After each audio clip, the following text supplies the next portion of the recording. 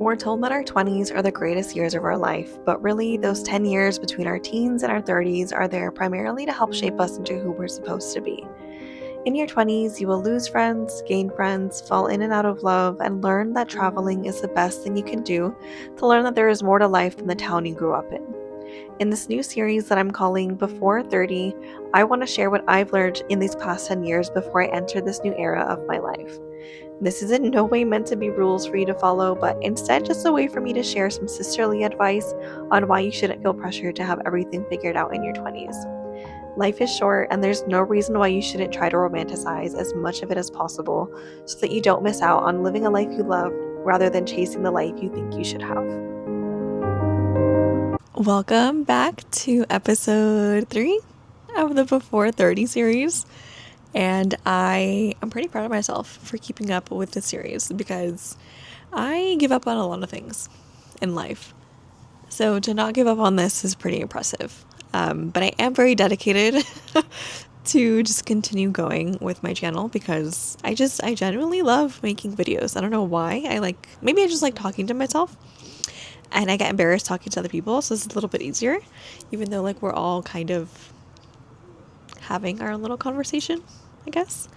But yeah, this week we're talking about kind of just romanticizing your life a little bit more. Because one of the things that I've realized now that I'm almost 30 is that I've stopped doing a lot of things that actually bring me joy. It kind of ties into my last episode, but not really, but a little bit.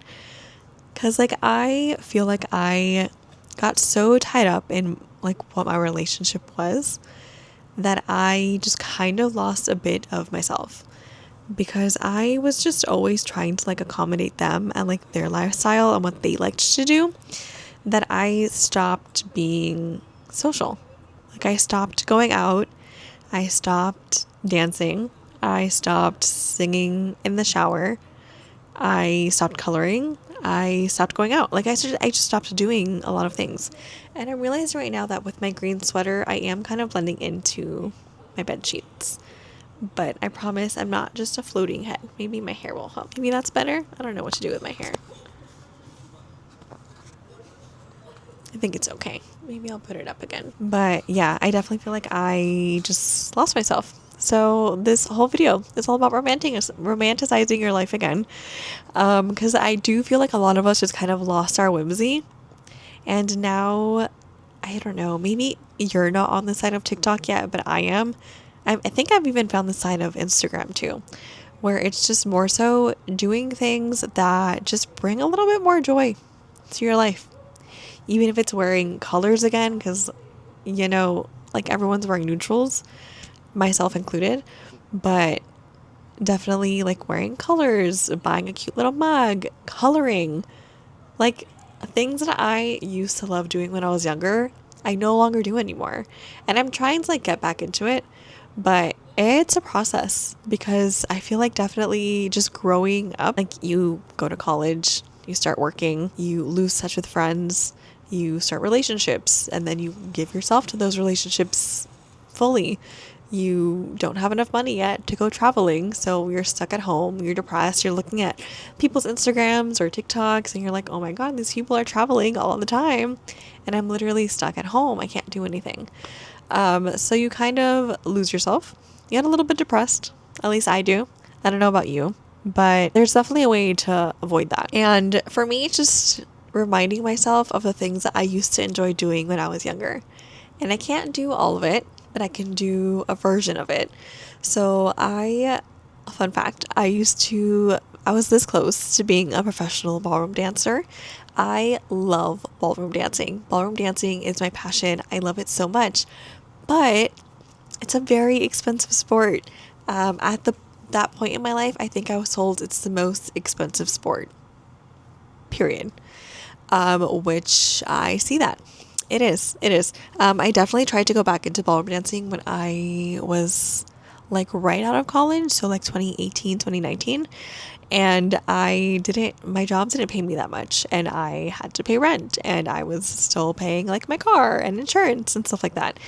And I was so defeated because I went to a class. I did a little session. And I told them what my budget was, and they basically like told me like, you're kidding, like you can't afford this, basically.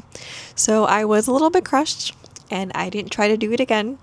I definitely didn't start making more money until now that I'm closer to 30. Every time my hair is like this, I feel like Legolas in Lord of the Rings. I just need the pointed ears and I'm good to go. So I'll just keep my hair like this.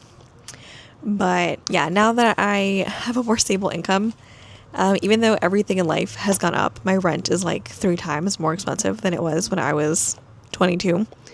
But I would love to go back. I've been studying it, so hopefully someday soon I can find somewhere to go back to ballroom dancing. But in the meantime, I have reverted back to dancing in my bedroom.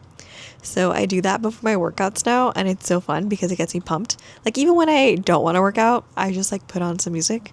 Usually it's Bad Bunny or some form of Hispanic music. Sometimes it's even ballroom music, and it gets me so hyped that I kind of forget to work out sometimes because I'm just dancing. And then I'll work out towards the end. But for the most part, I dance a lot more than I work out.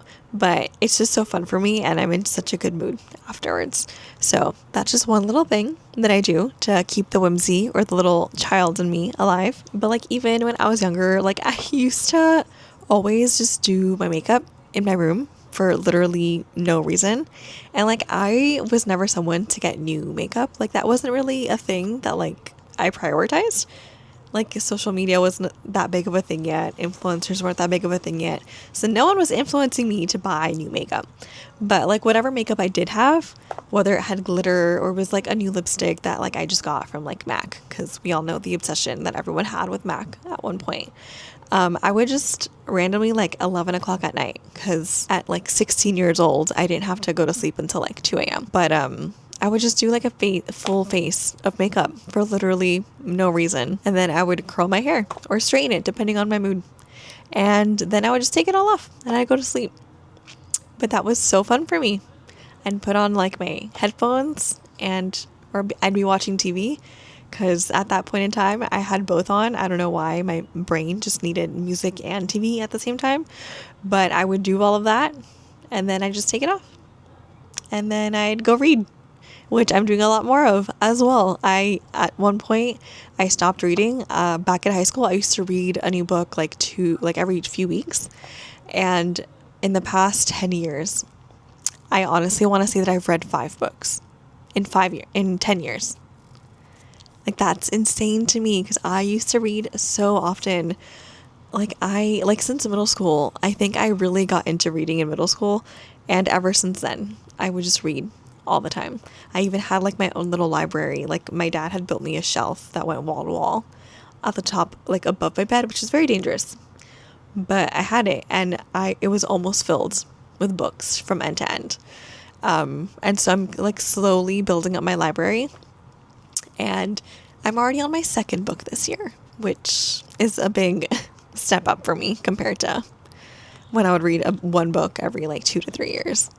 So we're getting there. But I feel like once I got into college, that's kind of like when the comparison game kind of started. Like Instagram was becoming big, and so then influencers were becoming big, and then COVID hit, and then TikTok came about, and it got even worse. And I was just so focused on other people's lives that I didn't live my own life. I lived it for other people, so I was always trying to buy new things to post it, and in my head I was like, well, if I buy this new thing, people are going to like me, and they're going to follow me, and I'm going to be famous, and none of that happened. And yeah, now, as I'm ending my 20s, I just can't believe that I wasted so much of my time trying to impress people that didn't even know I existed, or just trying to impress people that I'm no longer friends with, or they're just no longer in my life. So like just do whatever you want, but like do whatever you want that's going to make you happy. Like stop living for other people. Like I promise you, no one gives no one cares. Like the only people who actually care what you're doing are the people who wish that they could be doing what you're doing. Like whether or not someone is jealous that I'm making YouTube, which I highly doubt it. At this point, if anyone that I ever knew found my YouTube, I would actually be embarrassed, because don't look at me at that point. I'd rather just be like in my own little shell, which is, I think, actually why I like YouTube so much more than like TikTok and like Instagram, because I feel less exposed on YouTube, even though my goal is to be more exposed. But like, hopefully that made sense. I think that made sense. It made sense to me. But that's also why I don't post so much on TikTok or Instagram, because I don't know, I feel like I'm comparing myself and I'm competing with just so many people. And on YouTube, it's just me. It's just my video. I'm talking to the camera. If you find me, you find me. And if you don't, you don't. And I'm happy with my choices. And I think that's also another reason why I just enjoy YouTube so much, because I get to like get dressed and do my makeup and my hair, which I only did one of those 3 things today. It just gets me excited. Again, I love dressing up. I don't get to do it often. I work from home, so I'm literally in pajamas all the time. And like, I wish that I could be the type of person who vlogs from day to night. But I don't think anyone wants to see me working at my desk, and I'm sitting in the most uncomfortable positions because I am uncomfortable just sitting there all day for 8 hours. But the goal is, hopefully one day I get to the point of vlogging or a YouTube career to where I can wake up and actually start my day with a vlog and just kind of bring you guys along with me. Hopefully today's video also made sense, and I feel like I say that after every video because, again, I just kind of like just start talking and I don't really know when to stop, which is a big problem for me, just like in my personal life as well. The moral of this whole vlog, I think, is just, unless you've outgrown it or it's just not benefiting you, like, there's just no reason to stop doing the things that you love to do. I don't care who says it's stupid. I don't care if it's not like the cool thing to do. If it's not something that you want to post on social media, or if no one else is talking about it. Like, if this is something that you love to do and it makes you feel like a little kid again, like, you need to continue doing it. I think we should all just go back to doing things that we used to do when we were 5 years old. Just imagine you're like your little 5-year-old self looking towards you like in the future. Like, I promise you, they'd probably be so ecstatic that you're living a life that they never thought existed. 30 years old, I thought 30 was going to be so old. Like, I'd have like 2 kids. I would have been married for 10 years. And that is just not how it happened. I feel like now that I'm turning 30, now your life is just kind of beginning, because you stressed all of your 20s and now you've learned that you shouldn't have stressed. You know that there's nothing you can do about the past, but it's just a chance for you to kind of like restart and continue to do the things that you love to do. Whether that's like coloring or just going outside or going to the beach or dancing in your room, just doing your makeup. I think 5-year-old me would be pretty impressed. I think she'd think that I was a cool person. At least it's kind of what I hope. But I think she would. Yeah, I think 5-year-old me would be pretty impressed with how my life turned out. It didn't turn out the way that we thought it was going to be 10 years ago, but it's a lot better than it was. And now that I'm finally in a place where like I'm happier, I think romanticizing your life with like even the most basic, smallest things every single day just brings so much more joy to your life. And that's what I hope you take away from this video. You are capable of literally romanticizing every aspect of your life, regardless of what it is, regardless of what you do on a daily basis, regardless of your job or your friend's situation or your relationship situation. Like, you have the power to live a whimsical life if that's what you want to do. And I highly suggest that you do it because it's actually pretty fun. So yeah, I'll see you guys next time. Bye.